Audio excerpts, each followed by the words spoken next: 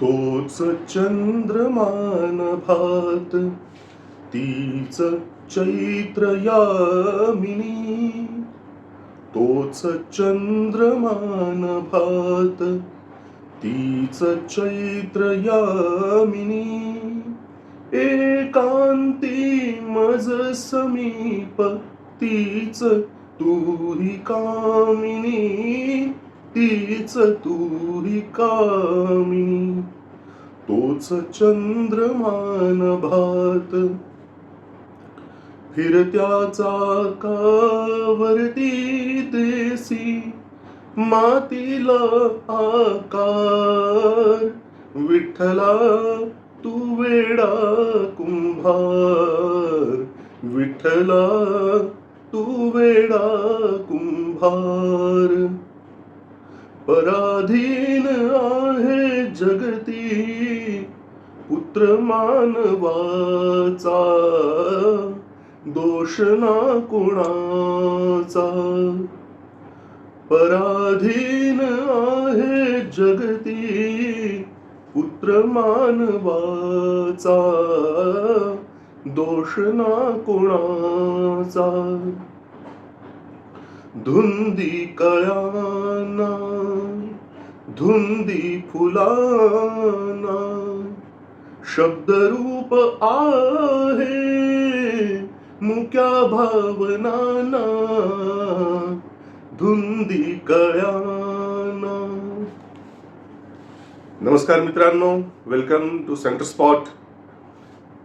स्वरचिंब होऊन गेले माझे 3 तास. कसे घड्याळची टिकटिक कशी पुढे निघून गेली काही कळलंच नाही. स्वरगंधर्व सुधीर फडके, अप्रतिम चित्रपट आहे, कृपया चुकवू नका. हा रिव्ह्यू मी काही फार मोठा करणार नाहीये अर्थातच. याचं कारण असं आहे की सगळंच भारी आहे या चित्रपटातलं. त्यामुळे अशा एक तर विषय जबरदस्त आहे, बाबूजींच्यावरचा चित्रपट आहे, विषय उत्तम आणि त्यातले कलाकार एक एक नावं बघा तुम्ही. सुनील बर्वे, मृण्मयी देशपांडे, शरद पोंक्षेंनी हेडगेवारांची भूमिका अप्रतिम केलेली आहे. म्हणजे मेकअप पासून ते ऍक्टिंग पर्यंत सगळं काही भारी झालेलं आहे. अविनाश नारकर आहेत आणि सागर तळशीकरांचा त्यांनी जे वठवलेले गदिमा आहेत, अरे लाजवाब, सुपर झाले, सुपर. आणि आदिश वैद्य, यंग टॅलेंट, आणि त्यांनी सुधीर फडके हे तरुण असताना ची भूमिका वठवलेली आहे. सुंदर काम झालं, अभिनय उत्तम झालेला आहे. आणखीन अनेक बरेच कलाकार आहेत. त्यातही आशा भोसलेंचं काम खूप, म्हणजे त्यांची भूमिका ज्या कलाकार ज्यांनी केलेली आहे त्यांनी खूप छान केलेलं आहे. इवन आपल्या जाऊ दे, मी हे सगळं ओपन सगळं कशाला करायचं, सगळं आधीच सरप्राईज नको. तर मुद्दा असा आहे की एक छोटासा पॅच जर सोडला, म्हणजे की एक कास्टिंग मला स्वतःला पटलं नाही. किशोर कुमारच्या तिथं त्यांनी जो कोणी ऍक्टर घेतलाय त्यांनी, त्या व्यक्तीने स्वतःच्याकडून मेहनत खूप चांगली घेतली. पण एखादा दुसरा म्हणजे चांगला म्हणण्यापेक्षा एक किशोरच्या चेहरेपट्टीत सिमिलॅरिटी वाटेल अशी व्यक्ती घ्यायला हवी होती. त्यांनी कास्टिंग मला थोडंसं चुकल्यासारखं वाटलं.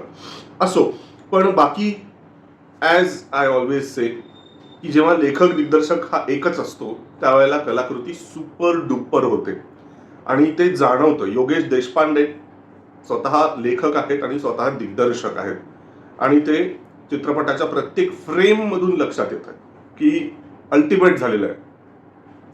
तर मित्रांनो, हा सिनेमा चुकवू नका आणि तुमच्या सगळ्या मित्रपरिवारासोबत आणि नातेवाईकांच्या सोबत बाबूजींना श्रद्धांजली देण्याच्यासाठी, नुसती श्रद्धांजली देणं म्हणजे खूप फॉर्मॅलिटी आहे. मला वाटतं की त्यांचा जो संघर्ष होता आयुष्यातला, त्यांचा जो स्ट्रगल होता, आपल्याला तर फक्त गाणी माहिती आहेत, ओके नाही, त्यांची जी अजरामर अशी सुपर गाणी जी आहेत, सगळी गीत रामायणातली गाणी असतील आणि वेगवेगळ्या चित्रपटांमधली गाणी असतील, त्या रूपाने आपल्याला फक्त बाबूजी माहिती आहेत. पण त्या मागचा जो संघर्ष आहे,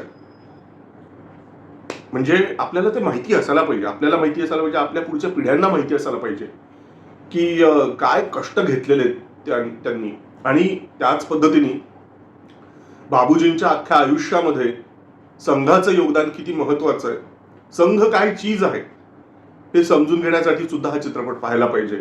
म्हणजे आता असंच म्हणायला पाहिजे की संघ जर नसला असता तर आज देशाला बाबूजींच्या रूपाने जे म्हणजे ग्रेट संगीतकार, बाबूजी इतके ग्रेट होते की त्यांनी काहीही करून ते टॉपला गेलेच असते, हे मान्यच केलं पाहिजे. पण तरी सुद्धा त्यांचा जो काही संघर्ष झाला तो त्या ह्याच्यात त्यांना थोडी काय म्हणूया वेगवेगळ्या टप्प्यावर विविध पद्धतीने ज्यांच्याकडून मदत होऊ शकली, त्यामध्ये संघ हा एक अत्यंत महत्वाचा दुवा आहे. त्याच्यामुळे जरूर हा चित्रपट बघा. आणि दुसरं एक कारण म्हणजे बघण्यासाठी की तो कालखंड कसा होता. म्हणजे ब्रिटिश राज आपल्यावरती होतं तेव्हापासूनचा जो काही संघर्ष आहे तर तो काळ कसा होता, आजपासून एक 100 वर्षापूर्वीची स्थिती नेमकी कशी होती, कसा होता तो कालखंड, तेव्हाचं जीवन लोकांचं कसं होतं, हे जरूर बघा. ते बघण्यासाठी, ते अनुभवण्यासाठी हा चित्रपट पाहायला पाहिजे. आज आपल्याला जी मोठ्या प्रमाणात सगळं काही अबंडन्स जो दिसतो अनेक गोष्टींचा, तर त्या काळामध्ये तसा अबंडन्स नव्हता, मुबलक नव्हत्या, संसाधनं मुबलक नव्हती. पण तरी सुद्धा मुबलक काय होतं तर माणुसकी मुबलक होती. एकमेकाला मदत करण्याची जी प्रवृत्ती होती ती मोठ्या प्रमाणात होती. आज नेमकी त्याची चणचण आहे. आज संसाधनं भरपूर आहेत, पण human resource, people to people contact ही जी गोष्ट आहे त्यात आपण कुठेतरी कमी पडतो. मला तरी तो चित्रपट बघितल्यानंतर तेच जाणवलं. असो मित्रांनो, स्वरगंधर्व सुधीर फडके ह्या चित्रपटाच्या वाटचालीच्यासाठी खूप खूप शुभेच्छा. आणि या चित्रपटांनी भरपूर कमाई करायला पाहिजे बॉक्स ऑफिसवरती. आणि मराठी चित्रपट रसिकांनी, मराठी संगीत रसिकांनी, मराठी भाषेवर प्रेम करणाऱ्यांनी, मराठी सिनेमावर प्रेम करणाऱ्यांनी, अशा सगळ्यांनी, आणि जे क्लासिकल आणि सेमी क्लासिकल म्युझिक, ज्यांना भारतीय शास्त्रीय संगीत आणि सेमी क्लासिकल म्युझिक ज्यांना ज्यांना आवडतं, त्याही सगळ्यांनी हा चित्रपट अवश्य पाहायला पाहिजे, एवढीच मी आपल्या सगळ्यांना प्रार्थना करेन.